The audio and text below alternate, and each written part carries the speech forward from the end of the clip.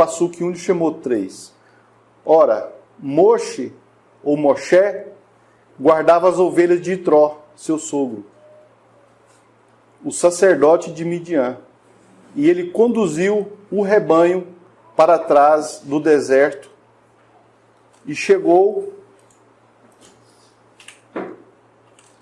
à montanha de Elohim, ainda em Horeb. Aqui tem alguns mistérios nesse início aqui.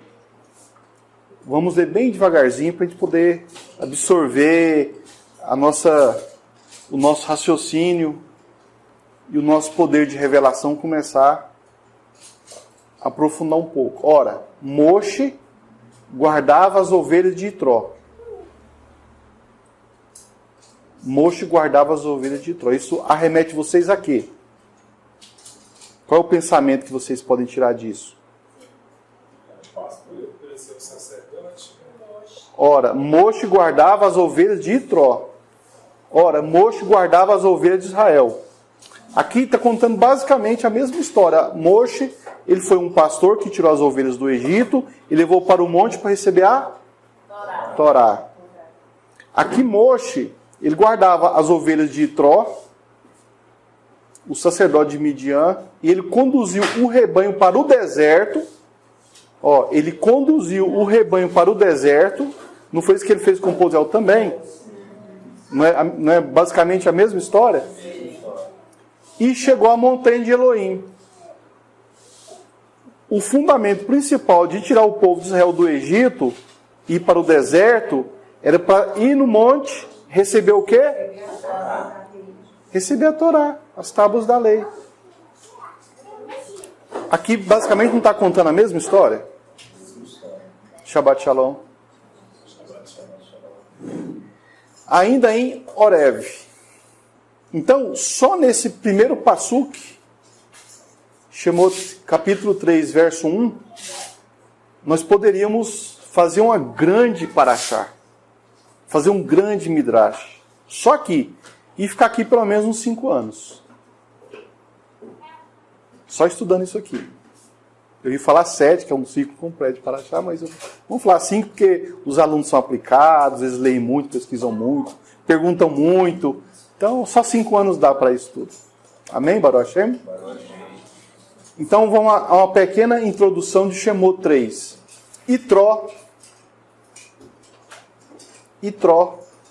o fruto do amor de Avram e Quetura.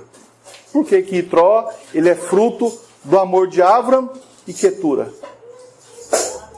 Que é descendente, né? Que gera...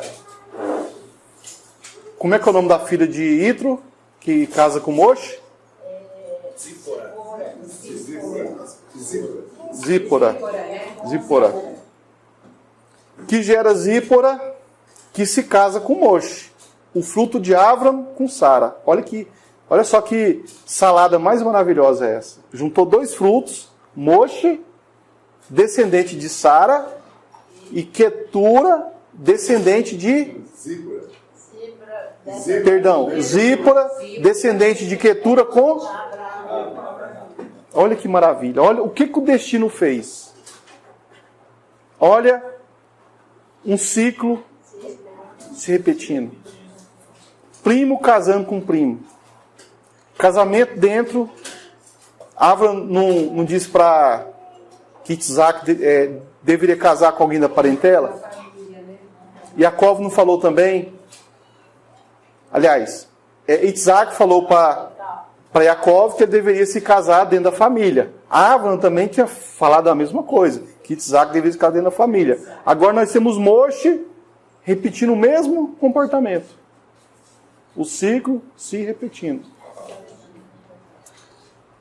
Moshe, que agora vive na casa de seu parente e agora sogro, um sacerdote, criador de ovelhas, dadas aos cuidados de Moshe.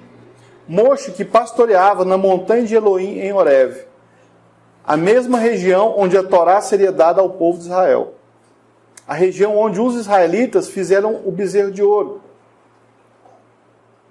A região onde o Kadosh e o profano é separado. Olha a importância desse monte. É o lugar ali embaixo onde o povo de Israel fez o bezerro de ouro. É o lugar onde a Torá foi dada. É o lugar onde a sarça ardente foi manifesta a Moshe. Onde Moshe teve que tirar as sandálias. Baruch Hashem. Irmãos, por enquanto, nós estamos falando só do primeiro passuco de Shemot 3. Aqui nós poderíamos tirar muitas e muitas e muitas lições, muito aprendizado disso aqui. E tudo isso aplicado à nossa vida. Quantas coisas se repetem na sua vida? Bom, as coisas boas que se repitam muitas e muitas vezes ficam cada vez melhores, né? Mas as ruins, elimina. As ruins, elimina, por favor. E o Malar Iá apareceu em uma chama de fogo no meio de uma sarça, e ele olhou e viu a sarça queimar pelo fogo, e a sarça não era consumida. Pode pôr para cima, Leira. Pode pôr essa ponta para cima.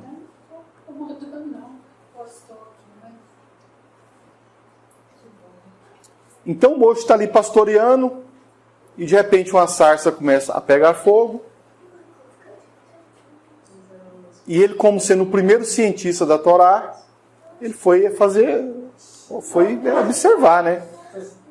Como que a sarça queima e não pega fogo? Vocês acham que isso foi algo espiritual, que na hora ele pensou que era algo espiritual? Não, claro que não. Ali ele foi como cientista mesmo. E olha que Moshe foi treinado na ciência do Egito. Mas aquilo ali, ele nunca nem ouviu falar. Aquilo ali era inédito, do nada. Hã? Na ciência do Egito, ele era engenheiro. Engenheiro, médico, tudo. A ciência do Egito. Então, Moshe, ele se depara com uma situação. O que nós aprendemos dessa situação? Só daqui 3 anos e meio. Ou vocês querem aprender hoje? Assim? Pode ser hoje? Então vamos lá.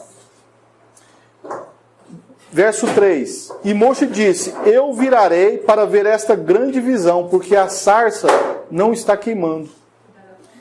E quando Yahvé viu que ele se virava para o lado, olha só, Moshe, ele teve a impressão, ele sentiu, ele observou, e ele teve que tomar uma atitude, um comportamento, ele teve que fazer algo. E ele pensou: eu vou virar para ver essa grandiosa visão. Porque a sarça não está queimando. Então isso chamou a atenção de Moshe. E naquele lugar onde ele pastoreava, não tinha só ele como pastor, mas só ele que viu aquilo. E a atitude simples dele, o movimento, o ato dele se movimentar, e dele dar uma viradinha para o lado, cria uma reação. E quando ele viu, primeiro Moshe viu a sarça, não foi? Agora é Elohim que viu Moshe. 2 ações. Imagina se Moshe tivesse ficado parado igual uma estátua.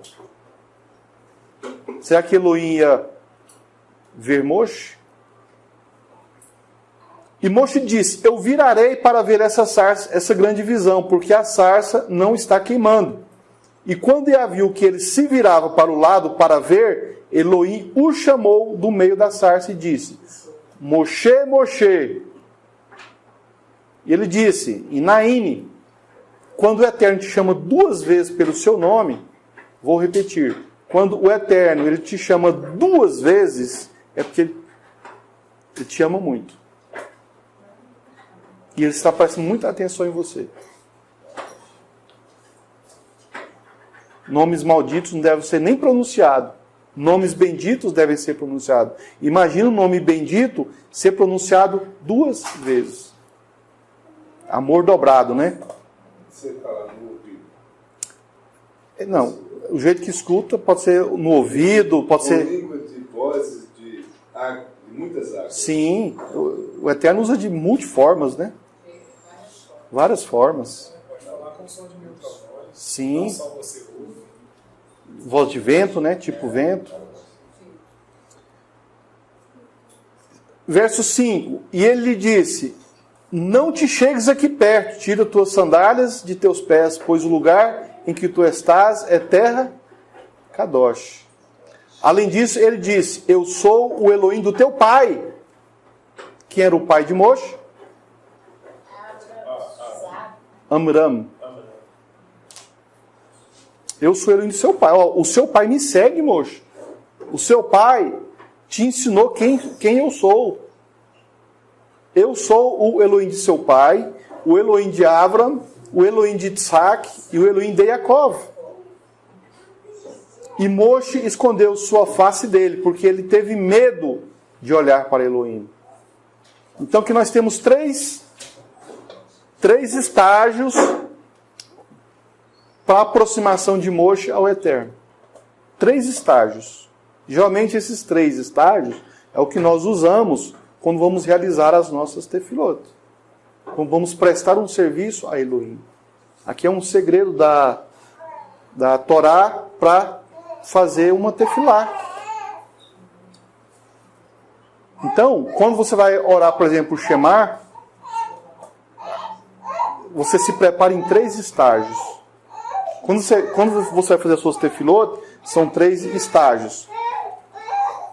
O primeiro estágio, ele começa no verso 2, quando e o Malariá apareceu em uma chama de fogo do meio de uma sarça, e ele olhou e viu a sarça a queimar pelo fogo, e a sarça não era consumida.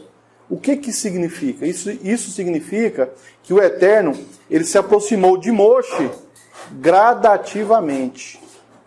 Houve 3 etapas para essa aproximação. Moshe vê um fenômeno estranho. E ele chama de fogo, a chama de fogo em uma sarça. É algo diferente. Primeiro estágio. Segundo estágio. Moshe, ele vê um malar. Ele vê um malar. O que significa ver um malar em uma linguagem mais simples? Eu entendi que isso é a linguagem do Eterno. E se a linguagem do Eterno, isso aí está vindo do Eterno, essa informação, que seja visual, audível, que seja por sentido, que seja por reconhecimento, por revelação, por sonho, isso é uma mensagem do Eterno, é a palavra do Eterno. Porque a palavra do Eterno, ela pode se manifestar de qualquer maneira. Não é só por voz, é por letra, por palavra, por sonho, por vários tipos de acontecimentos. Então, vários acontecimentos é a palavra do Eterno. É a palavra do Eterno acontecendo, em forma de ação, em forma de fenômeno, e aqui no caso é um fenômeno. Então, o Eterno às vezes pode usar uma pessoa para falar com você. Ele pode usar um acontecimento para falar com você. Ele pode usar um acontecimento, vamos dizer assim, negativo, pode acontecer algo ruim com você, mas é o Eterno tentando falar com você. Ele pode usar uma pessoa que não gosta de você para falar com você. Ele pode usar uma crítica para falar com você. E você, muitas vezes, nós não gostamos de ser corrigidos. Muitas vezes a gente não quer ouvir. A gente quer ouvir aquilo que a gente quer ouvir. Aquilo que faz bem para a gente. Baruch Hashem. Então, Moshe vê o Malar. Esse é o segundo estágio. Terceiro estágio. Moshe vê que Elohim como fogo e voz. Ou seja, essa manifestação é de Elohim. Imagina você poder fazer as suas tefilá e você conseguir executar os 3 níveis de aproximação, como foi com Moshe. Acontece alguma coisa, chama a sua atenção. Aí vem uma mensagem de alguma maneira. E aí no final você fala assim, essa mensagem é do Eterno. É o Eterno falando comigo. Então, até aqui é a situação da sarça ardente, né, onde Moshe ele é convidado para resgatar o povo de Israel do Egito. para salvar o povo de Israel do Egito. Baruch Hashem.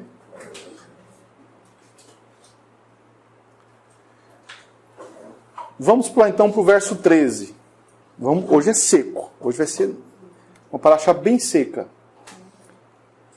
Então Moshe conversa com o Eterno e tal, vira aquelas conversas. Moshe fala que não quer ir salvar o povo, porque ele não tinha condições. Né? E no verso 13, e Moshe disse a Elohim: eis que quando eu chegar aos Bnei Israel, aqui ele já tinha aceitado a missão dele. Eis que quando eu chegar aos Bnei Israel, e disseres: o Elohim de vossos pais enviou-me a vós. E eles me disseram: qual é o seu nome? O que eu lhes direi? Ou seja, Moshe estava indo falar com o povo de Israel. Não era qualquer povo. Era um povo que conhecia o Eterno. Aí esse povo pergunta: qual é o nome? Será que essa era a pergunta? Qual o nome que eu lhes direi? O que Moshe estava tentando perguntar para o Eterno aqui? Em qual dos teus nomes, ó Eterno, eu vou falar com o povo de Israel? É porque eles conhecem todos os seus nomes, eles conhecem todas as suas manifestações. Ali não é qualquer um. Em qual dos teus nomes eu vou falar para o povo de Israel? Verso 14. E a palavra de Elohim disse a Moshe: Eie Asher Eie. E ele disse: assim dirás aos Bnei Israel: Eie enviou-me a vós. O Criador se manifesta, na maioria das vezes, como Elohim, pois faria justiça contra o Egito. Mas se chama de Eie Asher Eie, é quando ele vai manifestar sua misericórdia a Israel. Ou seja, na maioria dos eventos de Shemot, de Bereshit e outros mais, o Eterno se manifesta como Elohim. É quando ele vai fazer uma justiça, ele vai vingar o povo de Israel contra os inimigos, ou ele vai criar, ele se manifesta como Elohim. Mas quando ele vai aplicar a misericórdia, ele se manifesta como Eie Asher Eie. Eu serei o que serei. Então nós chegamos aonde? Ao Yud-E Vav-E. Baruch Hashem.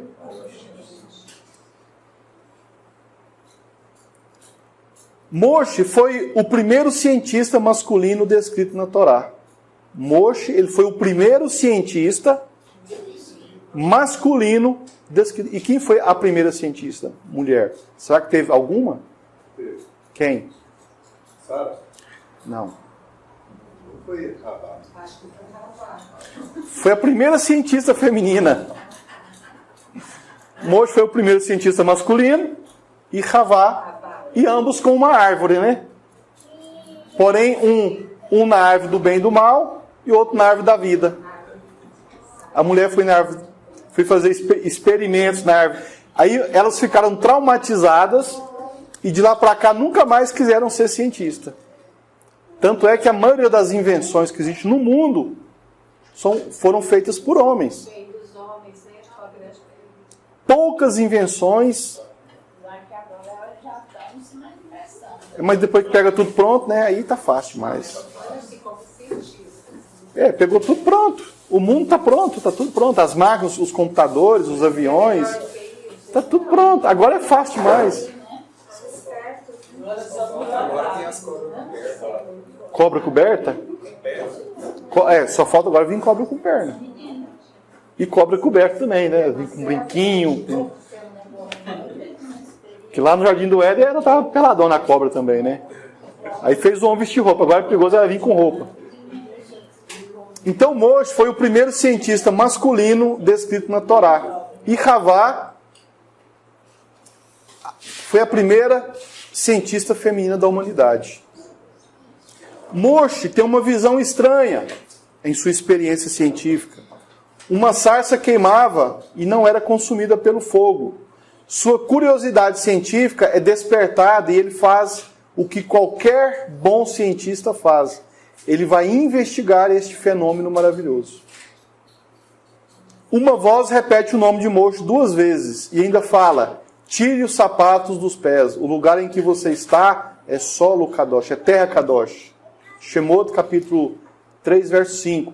Depois afirma que a terra que vai ser dada por herança aos israelitas emana leite e mel.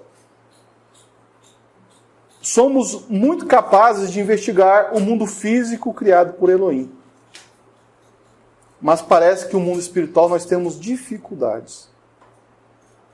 E Moshe, a partir da primeira experiência que ele teve com o Eterno, ele foi capaz de fazer experiências científicas com o mundo espiritual e conhecer o Criador, conhecer as coisas espirituais. Mas qual característica de Moshe que proporcionou a ele poder conhecer o mundo espiritual? Não só o mundo físico, não só a ciência das coisas físicas, mas também aprofundar-se no conhecimento, na sabedoria, nas experiências com o mundo espiritual. E por que muitas pessoas não conseguem aprofundar nisso? O que falta nessas pessoas? Eu acho que ele era muito manso e tinha muito temor. Né? Temor, fidelidade, mansidão. Tudo isso Moshe tinha. Moshe, ele era um menino com 80 anos de idade. Ele tinha um coração de menino. Ele era um homem formado, mas tinha um coração de menino. As pessoas olhavam para Moshe e achavam ele um menino. Você até hoje é um menino. Você parece um menino. De tão humilde e manso que você é. É o que eu vejo em você, é isso. As pessoas confundem a pessoa mansa com irresponsáveis. É. Tem essa confusão mesmo. Manso e responsável. Irresponsável, é. Manso e lerdo, louco. Moshe Liderança, né? não tinha. Mas, assim, quando as crianças elas estão brincando, qual é o interesse dela? É de um ficar mandando o outro? Não, eles querem brincar, todo mundo brincar. Imagina você ter uma vida onde você não quer ficar mandando nas outras pessoas. Você não tem esse tipo de interesse. Você quer conviver, você quer viver junto. É usufruir das coisas que podem ser compartilhadas, podem ser divididas. Viver não é tomar do outro. Pessoas que querem liderar, que querem mandar, que é egoísta, elas querem tomar do outro. E quando você toma do outro, diminui vida. E quebra o mandamento. E destrói o mandamento. Sim. Porque se todo mundo divide, fica mais, né? Se fica tirando, vai diminuindo. Moshe, o primeiro cientista hebreu, tinha à sua frente uma matéria e um fogo, a sarça e o fogo. Elementos como madeira são facilmente queimados pelo fogo. Todo ser humano sabe disso. Mas uma árvore e um fogo juntos, um fogo que não precisava destruir a árvore para queimar, isso chamou a atenção de Moshe. Provavelmente, ali por perto, tinha outros pastores, mas foi Moshe que teve os olhos para ver. Só Moshe ele teve aquela atenção, ele parou para olhar. Ele não deixou passar despercebido.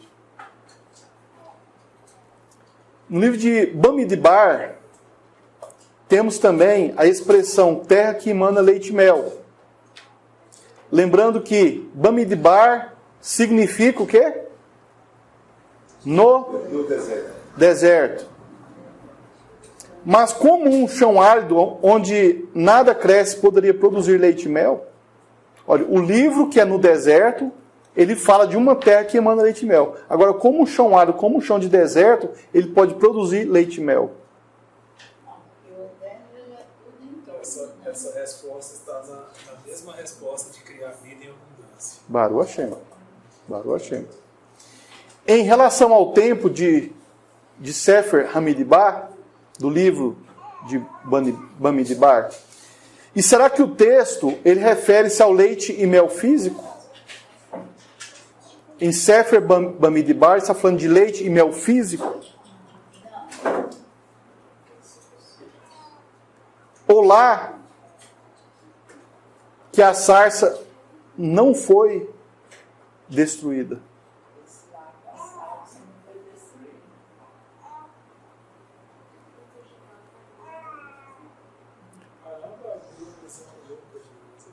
É isso aí mesmo. Aqui o trem é seco.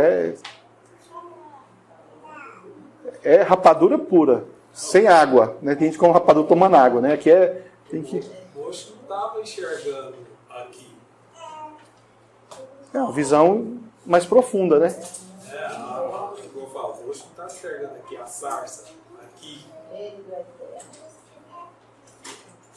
Ele via que tinha algo além, né? Tinha algo a mais. E é possível produzir leite e mel no deserto, sim ou não? Não, é humano, humanamente. Humanamente. É a pergunta científica, né? Então vamos investigar. A palavra hebraica para deserto é midbar, que contém as letras de midavar, que significa da palavra.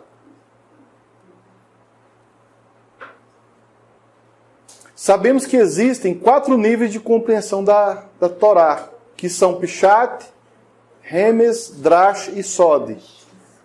Literal, metáfora ou simbologias, estudo, que é o Drash, e o Sod, que é o segredo, que são coisas secretas. Então existem esses 4 níveis de interpretação. E um bom cientista, ele quer todas as ferramentas possíveis para ele poder entender o que está acontecendo, para ele poder fazer os experimentos dele. Onde é que eu quero chegar com isso? Na sua vida, nos acontecimentos que acontecem na sua vida, você de cara reage, sem entender o que está acontecendo por trás, quais são os efeitos que podem causar as circunstâncias que estão acontecendo com você, e você já reage, ou você primeiro vai com mansidão, com humildade, com visão mais profunda, você vai querer saber o que está acontecendo ali, que tipo de efeito que aquilo pode causar, que tipo de reação, como que você age. Você se vira, olha, fica ali observando, vê um malar, depois do malar vem a voz do Eterno e fala, é o Eterno que está aqui comigo. Assim como o Mocho fez, né? Parar, virar, olhar. E eu pergunto mais ainda. Absorver a situação. E eu te pergunto mais ainda. Luz e trevas, bem e mal, bonito e feio. Onde é que o Eterno não está? Ou ele está em tudo? Então, quando ocorre algum mal, que você considera como mal, você pensa que, o Eterno está nesse mal? Porque se você pensar que o Eterno está naquilo, como é que vai ser a sua reação? Qual é o ingrediente que você tem que colocar ali? Temor. A techuvá vem junto. Mas você tem que colocar temor. Alguém está te fazendo mal. Alguém está te prejudicando. Alguém fez algo que vai te prejudicar, que você não gostaria, que te fez sofrer. Você para pensar, poxa, o Eterno, ele está nisso aí?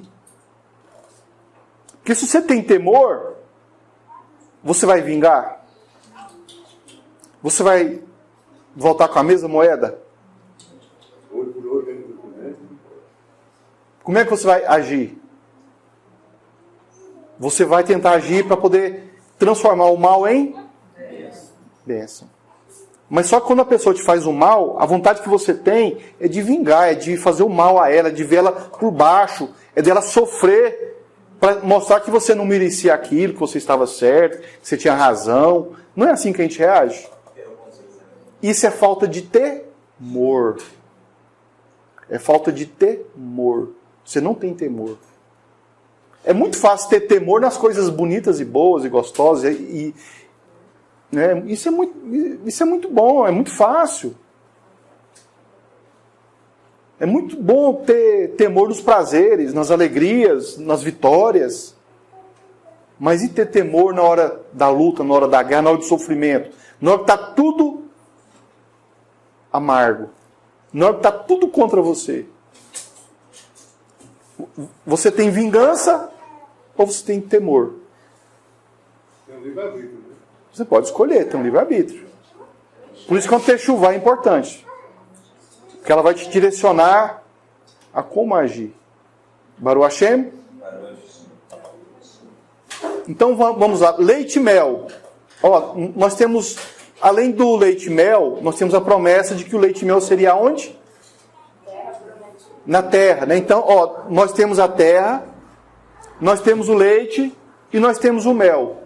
Em nível Pardes, de interpretação de estudo, com essa ferramenta, Pardes, onde eu olho, onde eu faço uma análise literal, simbólica, onde eu estudo e onde tem segredo, que é o Pardes.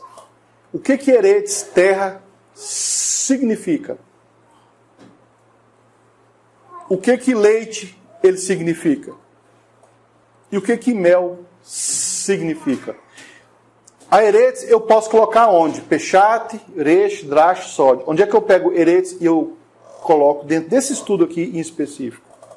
Eretz, nesse caso aqui, eu colocaria em Peshat. Minha opinião. É o nível mais simples, né? Mais literal. O leite eu colocaria onde? No nível simbólico. No Remes. E o mel eu colocaria onde? No nível Drash. O Sod é o resultado de todos. É a união de todos. O mel é o Drash porque o mel é destilado dos favos. Isto é, o esforço aplicado no estudo para produzir compreensão. Então, a gente pensa que emana leite e mel, é que o mel é o mel das abelhas, né? Mas existe aqui uma linha que a gente pode entender que esse mel aqui é o mel da tâmara, da tamareira. Baruch Hashem. Então, o mel, ele pode ser, tanto faz se ele for de abelha, se ele for da colmeia, ele tem que ser extraído, ele tem que ser retirado. O nível Sod é a mesma coisa. O nível Drash é a mesma coisa também. Só que o nível Drash é o nível investigativo, é o nível de estudo. Então, por isso nós temos Midrash. A Torá narra que quando os espias voltaram da terra, eles viram lá na terra de Israel, os 12 espias, quando foram mandados por Moshe, eles observaram e eles viram os Binei Anak. Os Binei Anakim, que eram os gigantes. Então, quando eles voltaram para trazer um relatório, eles trouxeram um cacho de uva que precisou de 2 homens para carregar. Imagina que tamanho que eram essas uvas, que tamanho que eram esses cachos. Os espias israelitas, depois de testemunharem tantas vitórias contra povos poderosos, agora estavam com medo daqueles grandes homens. Ó, Israel venceu o Egito.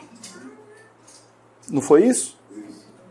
Israel venceu durante 40 anos várias grandes nações. Mas quando eles chegam na terra de Canaã, quando eles chegam na terra prometida, eles ficaram com medo. Pessoal, não, esses aqui não tem jeito para nós. Aqui não vamos vencer aqui. O que eles observaram? O que chamou a atenção deles? Por que eles ficaram com medo?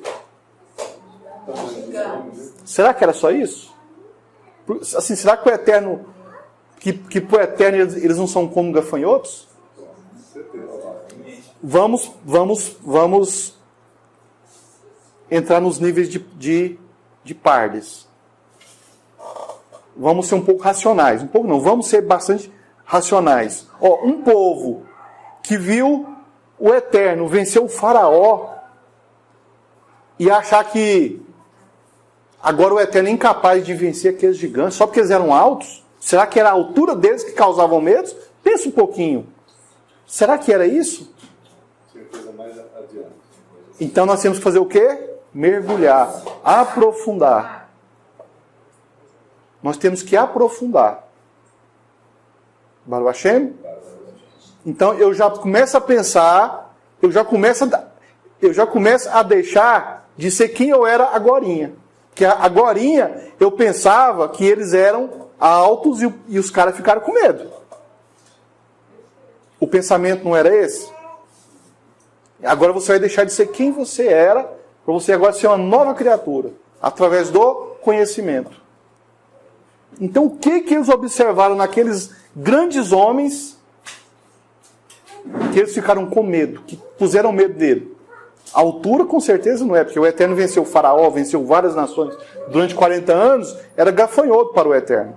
O Eterno dá conta de ser facinho. Mas alguma coisa diferente, ao ponto de eles pegarem um cacho de uva e dois homens, carregarem o cacho de uva, porque um só não dava conta. Foi necessário 2 homens carregar o cacho de uva. Alguma coisa aí, Era uma coisa muito profunda. muito mais profunda. Não era qualquer coisa. Baruch Hashem? Então agora você está deixando de ser quem você era agorinha, e vamos então concluir essa elevação de vocês. Eles não eram medo físico. Era um medo, Mas não era o medo físico ali só. A carne veio e sentiu. mas era um medo. Era o medo. Não era o medo físico. Será que o tamanho deles dava medo aos israelitas? Ou tinha algo a mais?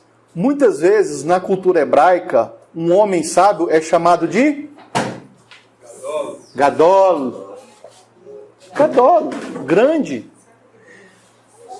Mas se eu ficar do lado aqui do Gadol, o Gadol vai ficar catando. Mais baixo do que eu.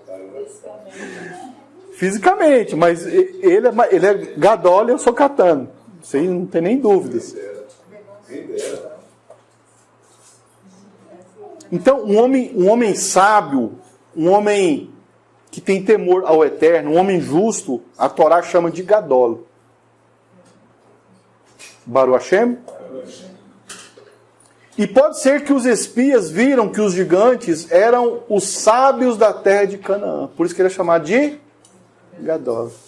Será que era tamanho físico ou era tamanho sabedoria? Tamanho e sabedoria. Quando eles retornaram ao acampamento, eles trouxeram enormes cachos de uvas. Agora, como que esses homens, que não eram tão altos assim, mas eram muito sábios, eles conseguiram fazer cacho de uva tão grande? Aqui a gente aprofundou mais um pouquinho para achar. E de início a gente via que eles eram gigantes. Agora, onde é que está O gigantismo deles, né? Na sabedoria. Tem mais coisa aí. Não, sempre tem, né? Tem mais Que coisa foi aí. mais uma camadinha. Tem mais coisa, mas hoje eu vou maneirar um pouquinho.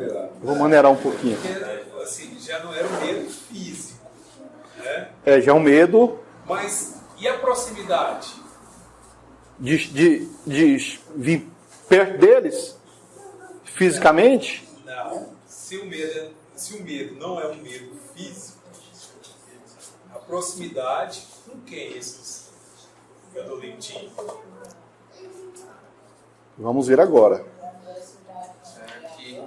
Era uma terra cheia de mala. Hã? Será que era uma terra cheia de mala?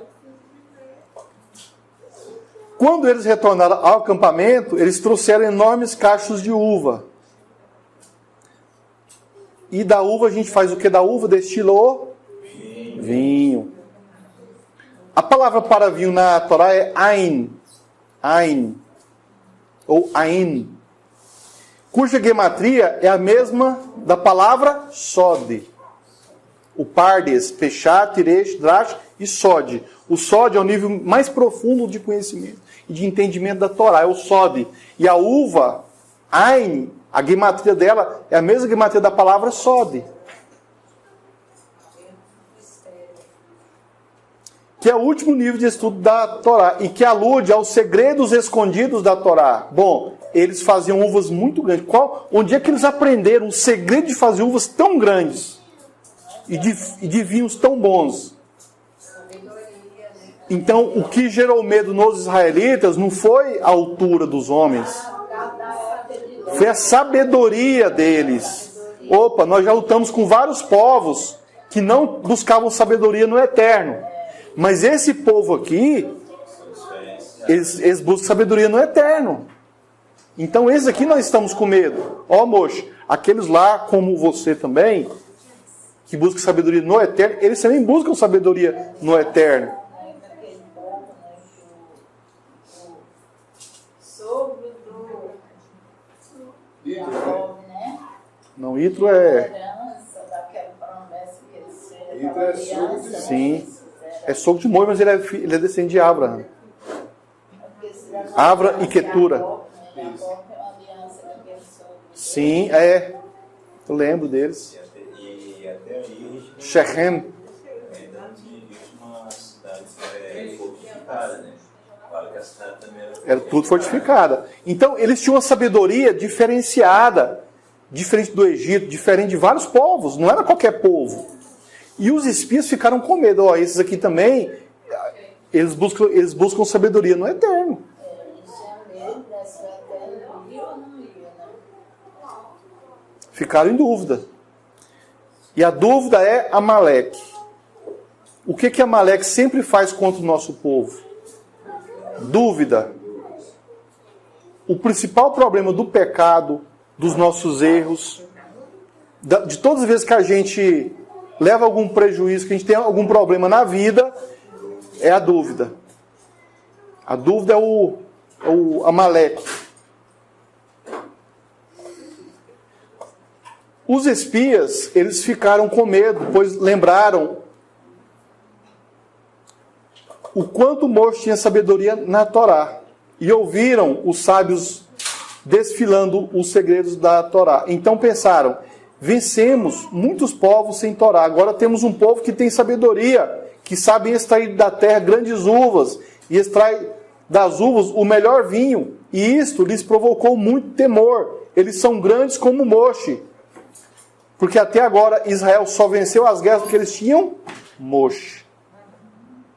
Agora tem um povo ali, tem um monte de Moisés entre eles. E agora? Nós temos só um Moisés. E ele tem um monte de Moisés. Como vencer esse povo? Onde é que está a dificuldade aí? Qual é o diferencial de um Moisés para aqueles tantos de Moisés? Moisés tinha circuncisão. E eles não tinham circuncisão. Aí é a grande diferença. Moisés tinha aliança com o Eterno. E eles não tinham aliança com o Eterno. era o sábio. Sem aliança. E Moisés era o sábio com aliança. Tinha conhecimento do Eterno, era sábio no Eterno, mas não tinha aliança. Não tinha aliança. E muitas pessoas são assim. Conhecem um monte de coisa da Torá, um monte de coisa da Bíblia, um monte de coisa da Escritura. É religioso, é moralista, mas não tem aliança. Não é o que aconteceu com os Bendã? Não foi isso que Bendã perdeu a aliança com o Eterno e perdeu lá até a genealogia? É porque não tem aliança. Não adianta ter sabedoria e não ter aliança. E os espias pecaram nisso. Eles não deram crédito à aliança do Eterno. Quantas vezes a gente vê o povo saindo do Egito e fazendo a Brit Milá? E depois que entram na Terra Prometida, vão ter que fazer Brit Milá porque muitos não fizeram. Ou seja, eles não estavam dando importância à Brit Milá, à circuncisão.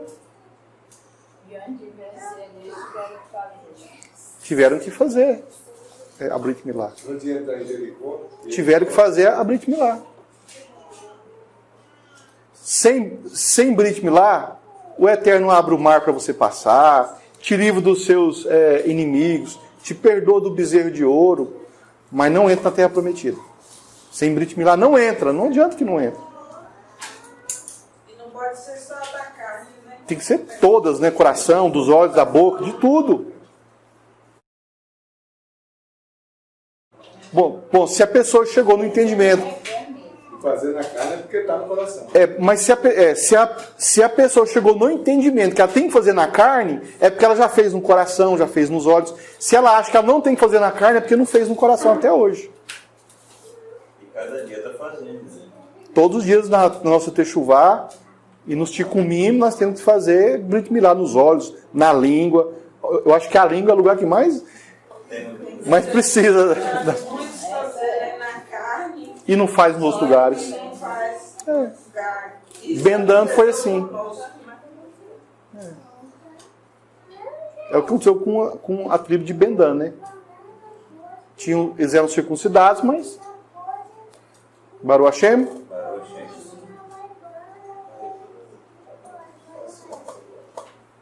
Eles extraem das uvas o melhor vinho, e isto lhes provocou muito temor. Eles são grandes como Moshe. Eles extraem segredos da Torá. Como que esse povo já tinha Torá? Então vamos mudar a frase. Eles extraem segredos da terra de Israel. E a terra de Israel representa a Torá. Baruch Hashem.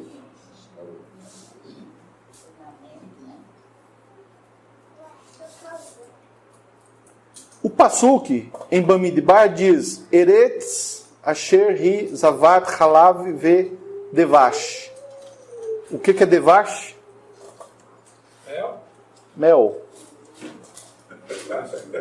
Halav ve Ralav é queijo, né? leite. Devash. Halav ve devash. Leite e mel. Baruch Hashem.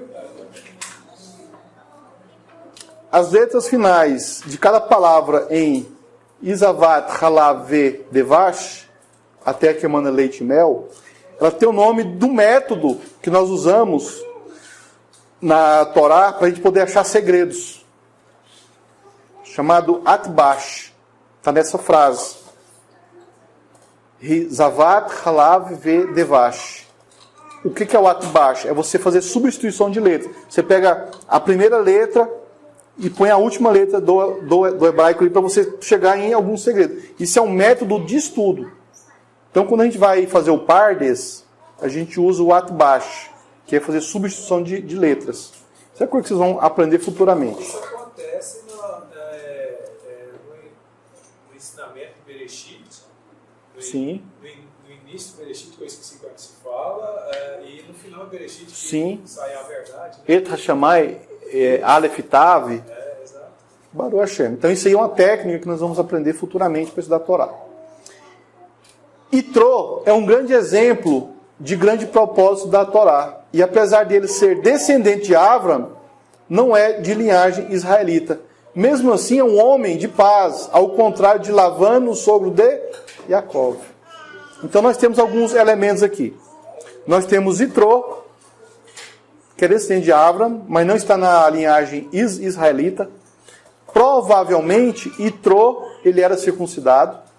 Tanto é que a filha dele circuncida o filho de Moshe, para Moshe não morrer. E nós temos os cananeus, os moradores da terra de Canaã, da terra prometida, que provavelmente tinham muita sabedoria, mas não tinham a circuncisão. Não tinha aliança. Então o Itró, ele era um homem de shalom, ele era um homem de paz. E o que é shalom? O que é paz? O que nós entendemos que é paz? Será que é só isso mesmo? Tá tudo bom, não é paz. Paz é quando você vai para uma guerra e você já sabe que já venceu. Isso é paz. Você está indo para uma guerra, você está... É a mesma coisa estar numa rede, tomando um suquinho de limão, tranquilo, com as contas pagas. Será que é assim? Ou você vai com a cabeça quente, com medo? Mas, e a shalom? Como é que fica a shalom nisso aí? É algo difícil, né? Tem que ter um autodomínio, um autocontrole, muito grande. Baruch Hashem. Claro. E mais emunar, e emunar depende muito de você produzir temor. E você sabe produzir temor naqueles momentos que você está sendo desafiado, injustiçado, maltratado. Você sabe ter temor nesses momentos? Você sabe produzir justiça e shalom nos momentos de injustiça contra você?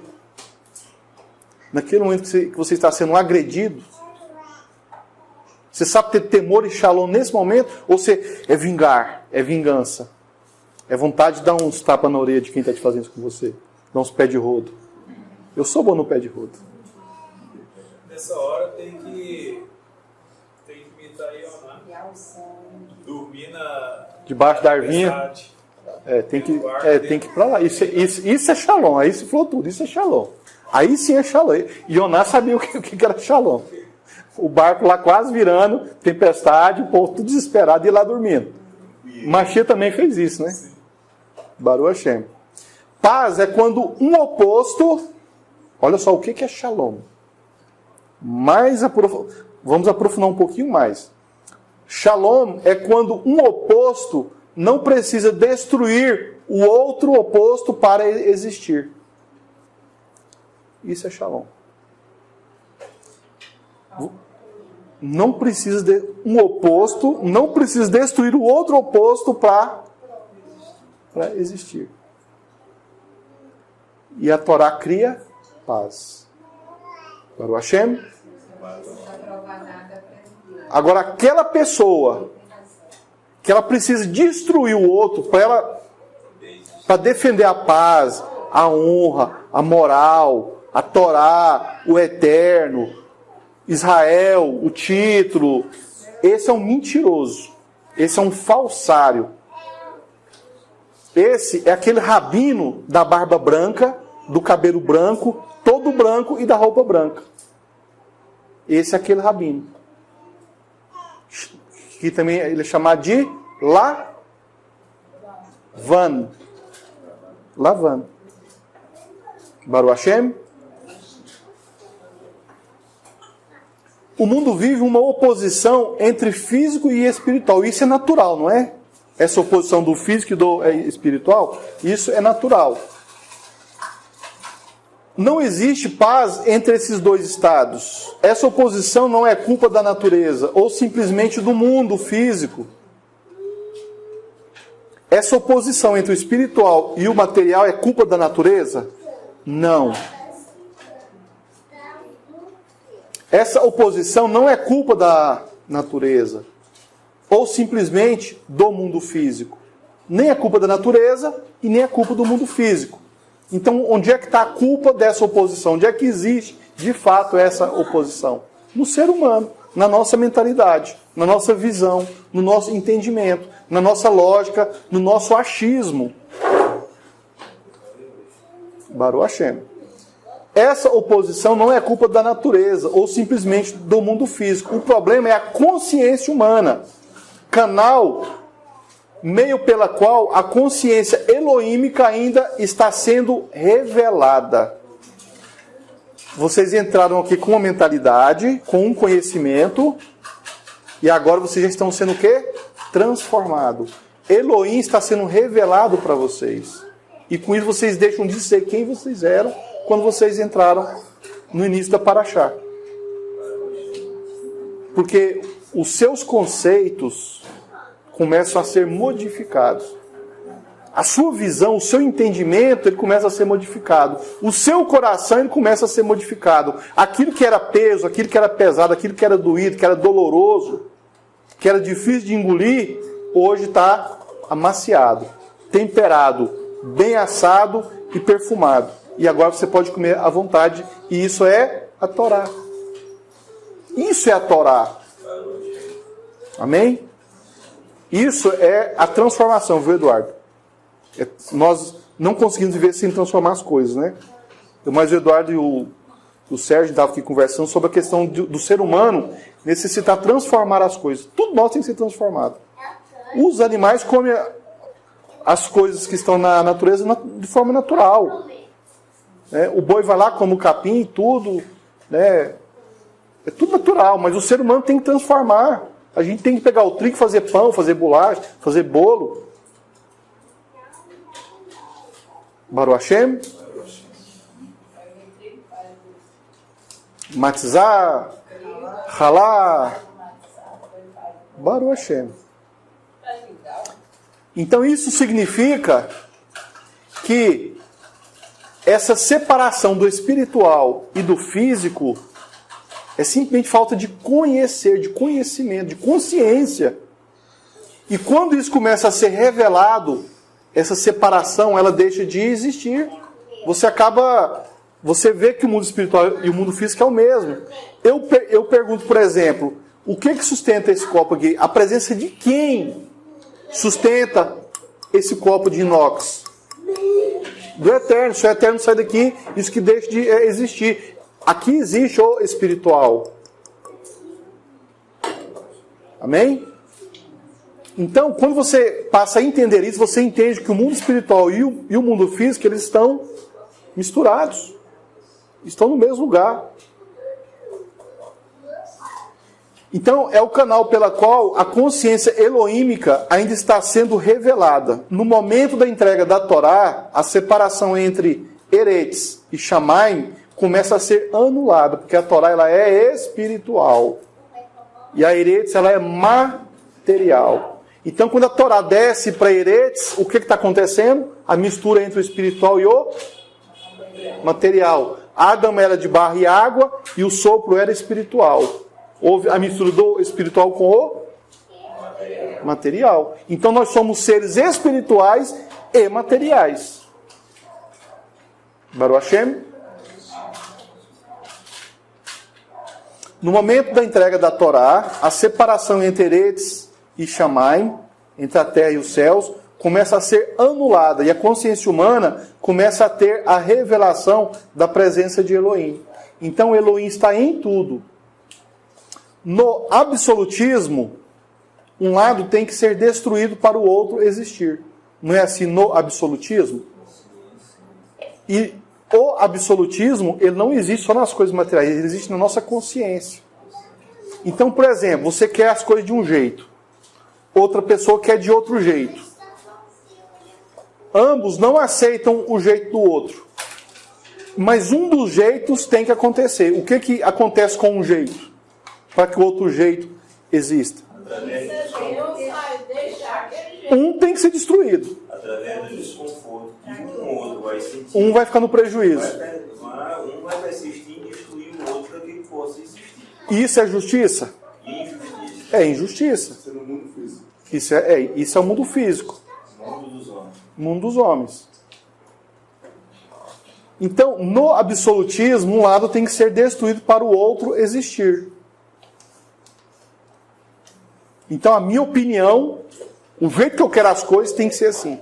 O da outra pessoa eu não aceito porque eu considero que não é muito intelectualmente aceitável, não é matematicamente aceitável, não é o jeito que eu... Isso é injustiça, isso é falta de temor.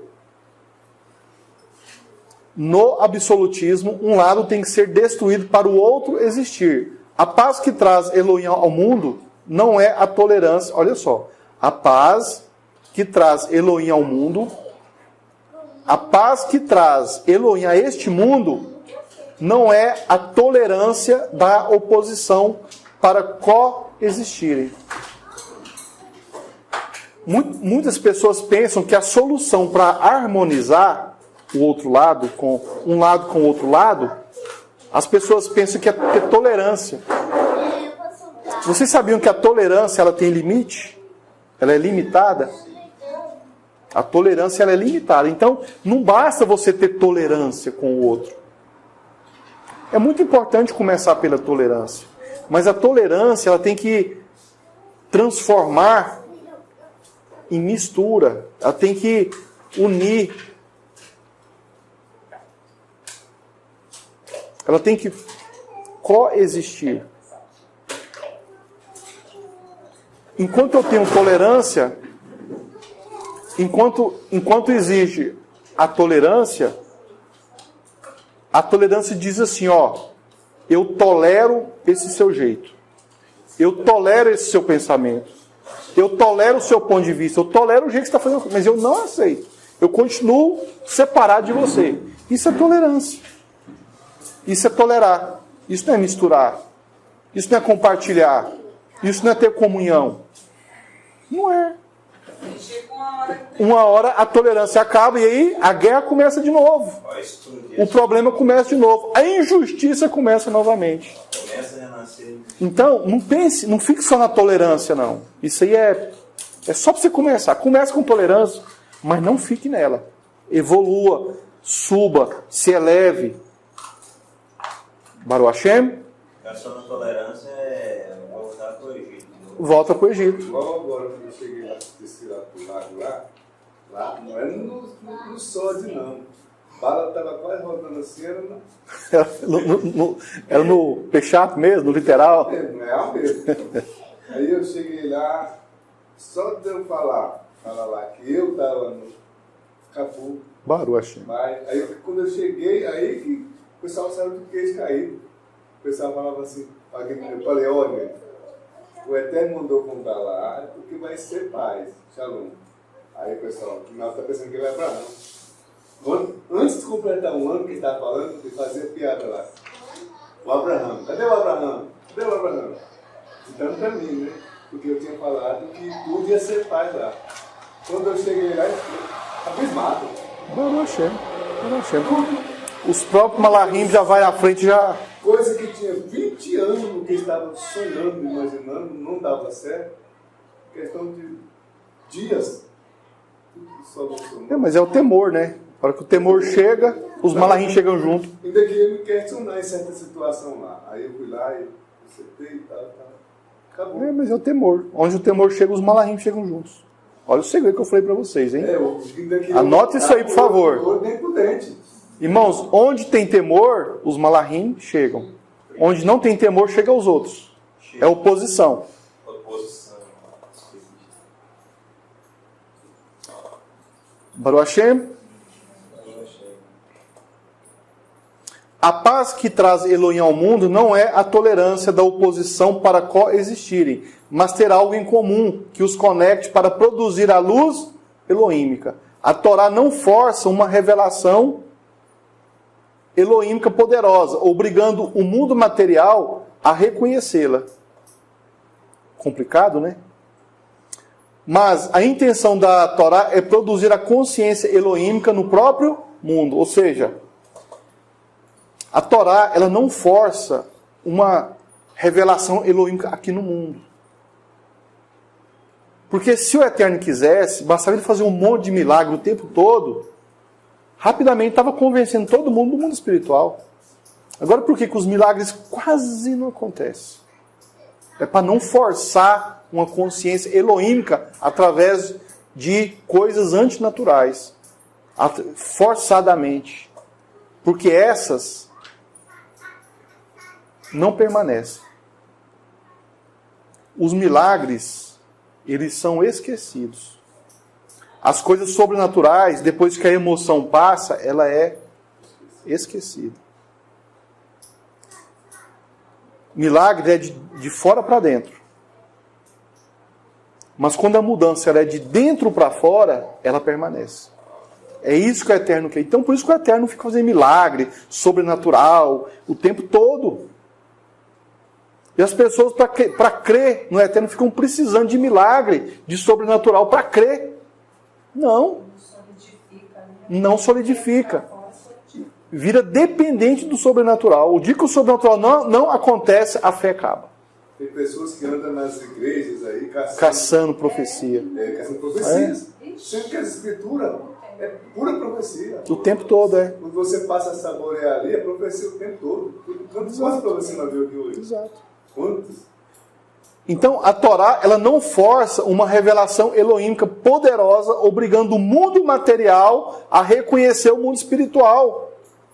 Mas a intenção da Torá é produzir a consciência elohímica no mundo e em cada ser humano.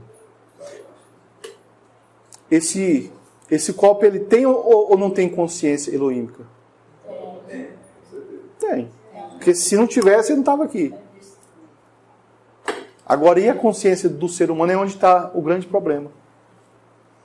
O nome de Itro, ou Itró, compartilha a mesma raiz da palavra Yazaron, que pode significar qualidade superior ou vantagem. Itró representa a qualidade superior ou ou elevação, já que antes que os israelitas recebessem a Torá no Monte Sião, Itro já tinha recebido ela em forma de sabedoria e comportamento. Por isso, ele era um ótimo conselheiro de Moshe.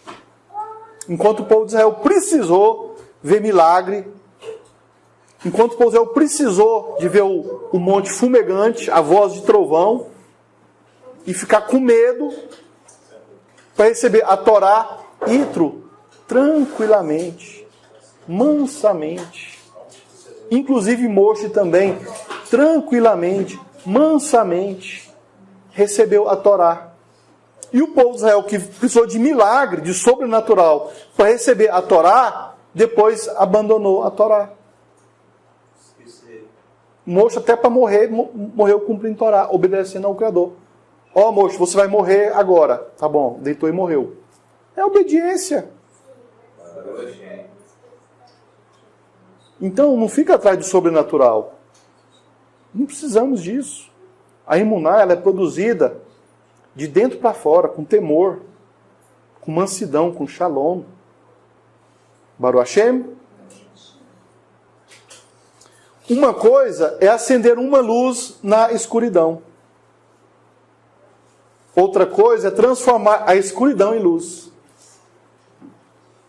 A sarça ardente trouxe exatamente o propósito para que Moshe escutasse no mundo a revelação da luz através da Torá.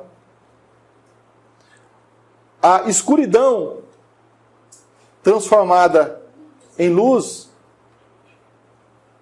apenas se transforma em novas trevas. A escuridão transformada em luz apenas se transforma em novas trevas. Dá para engolir essa? Então vamos nascer de novo, vamos evoluir, vamos elevar mais um pouquinho. Eu falei que hoje ia ser seco. Hazak. Vamos lá. Uma coisa é acender uma vela ou uma luz na escuridão. Tá tudo escuro, você vai e acende um fogo. Isso é uma coisa. Outra coisa é você transformar a escuridão em luz. Completamente. Esforço. Muito mais grandioso. Mas qual que é melhor? A luz. Claro que não. Lógico que não. Claro que não. Lógico que Mais não. fácil é acender a vela. Porque ela vai virar trevas de novo. Uma coisa é acender uma luz na escuridão. Outra coisa é transformar a escuridão em luz. A sarça ardente, ela traz exatamente o propósito para que Moshe escutasse, executasse no mundo a revelação da luz através da Torá. A sarça ardente, ela trouxe exatamente o propósito para que Moshe acendesse uma luz nas trevas e não transformasse as trevas em luz. Então é muito melhor para nós acender uma luz nas trevas, na escuridão, do que a gente querer transformar as trevas em luz. Sabe por quê? Porque se tudo fosse luz, nós somos incapazes de enxergar. Viraria trevas do mesmo jeito. Você não consegue ver. Por isso que está escovando aí tudo certo. Querendo uma coisa. O nome para todos os lados. Querendo transformar escuridão em luz. Sendo que nós só somos capazes de enxergar se tiver escuridão. Sabe o que dá forma às coisas? É a escuridão. É o contraste. Se tudo tivesse luz sem sombra, você não enxergaria nada. Você ficaria cego. Viraria trevas de novo. A mesma coisa. Tanto faz. Está tudo escuro como trevas ou ser só luz para você. Você não vai enxergar do mesmo jeito. Baruch Hashem. A escuridão transformada em luz apenas se transformaria em novas trevas para nós. Porque nós seríamos incapazes de enxergar. Nós não temos a capacidade de ver pela luz. mas podemos ver a luz ainda por cima, necessitamos da sombra para enxergar a forma. O que nos permite enxergar aqui nesse mundo, na carne, o que nos permite enxergar as coisas, onde a luz é apontada, é a sombra. E o que significa Betsalel? Beit, Casa. Beit El Casa do Eterno. e Betzael. Betsael. Casa Sa, sombra. Sara é sombra? Sa. Não é príncipe, não? Não, Sar. Tô falando de Sar. Betsalel. Betsalel. Betsalel. O que é Betsalel? Na sombra do El. Na sombra do Criador. Se fosse B or El, nós não enxergamos nada. Mas Ainda- não é graça? Beit. É porque a Torá, o hebraico, tem esses nuances. Que você pode pegar uma frase. Isso é pardes, né? Pardes. É o pardes, você pode. Pardes. É. Então, Betsalel é na sombra do Altíssimo. A gente pode entender dessa forma. De dia eles andavam à sombra do Altíssimo, de noite à luz das trevas do ruído. É isso aí, não está querendo saber. Baruch Hashem. Então, vocês podem perceber que nós necessitamos das trevas. Baruch Hashem. Em nosso mundo, as trevas e a luz coexistem. Estou falando da luz física, né? Em nosso mundo, as trevas e a luz coexistem. Uma não destrói a outra, apenas harmoniza-se em oposição. Trabalham em equipe. Uma revela e sustenta a existência da outra. Isso significa que a luz elohímica não se opõe ao mundo físico. O problema é apenas a consciência humana. Então, quando o homem teve o conhecimento do bem e do mal, criou-se uma oposição. Ou é bem, ou é mal. Ou é luz, ou é trevas. Ou é bom, ou é ruim. Ou é doce, ou é amargo. Ou é sal, ou é açúcar. Ou é branco, ou é preto. Ou é isso, ou é aquilo. E isso gerou o quê? Oposição. Então, quando isso criou oposição, então tem algo que é bom e algo que é ruim, nós ficamos à mercê ou do que é bom ou do que é ruim. Imagina você viver em um mundo que tanto faz ser luz ou trevas, é bom do mesmo jeito. Tanto faz ser quente ou frio, é bom do mesmo jeito. Por isso, até proibiu Ravá de tocar naquela árvore. Na árvore, para não ter essa oposição, para não gerar esse conhecimento. E hoje, o que a Torá está nos mostrando? Harmonização. E aí fica muito mais fácil de você lutar contra aquilo que é negativo em você. Em vez de você querer exterminar aquilo que é ruim, você conseguir harmonizar. Você conseguir coexistir. Você conseguir gerar temor, mansidão, shalom, em vez de você querer negar, rejeitar certas coisas que você considera peso na sua vida. Fica muito mais difícil. Melhor tratar do que matar. Baruch Hashem, não é você agora partir para... Não, agora eu vou fazer o mal porque o mal também é bom. Não, não é isso. Ninguém falou isso aqui. Não. Você saber lidar com o mal, né? É saber anular o mal. Eu não quero... Diferente de você bater o mal com a dureza. Eu não quero concluir aqui para mim não dar a minha versão. Porque cada um de vocês vão ter uma versão disso que a gente estudou hoje. Na individualidade de cada um, na vida de cada um, nas lutas, nas guerras, nas conquistas de cada um, vocês vão tirar as suas próprias conclusões. Vocês vão chegar no prazer da Torá, na alegria da Torá, na shalom da Torá, na saúde, na prosperidade, na completude, na satisfação pessoal. Imagina você É porque assim, a gente, nessa vida aqui, que seja no casamento, às vezes o casamento não está bom, às vezes o próprio relacionamento não está bom, o trabalho não está bom, alguma coisa não está boa. E você tira nesse peso, dessa exigência, desse padrão todo, ou bom, ou ruim, ou isso, ou aquilo, e você conseguir harmonizar as coisas, você consegue conquistar muito mais. Você consegue ir muito mais longe. Você consegue transformar o que antes era problema em solução. Moshe podia ter chamado o corpo de bombeiro para apagar o fogo. Não é muito mais lógico? Agora, quando tiver época de seca aqui na fazenda, aqui, viu, Leila? E começar a pegar fogo, chama o corpo de bombeiro, viu? Até avião, meu filho. Até avião tá pagando fogo. Isso foi Moshe, viu? Não confunda as coisas. Tem hora que tem que apagar o fogo mesmo. Tem hora que tem que apagar o fogo mesmo. Mas isso é uma questão de sabedoria de cada um.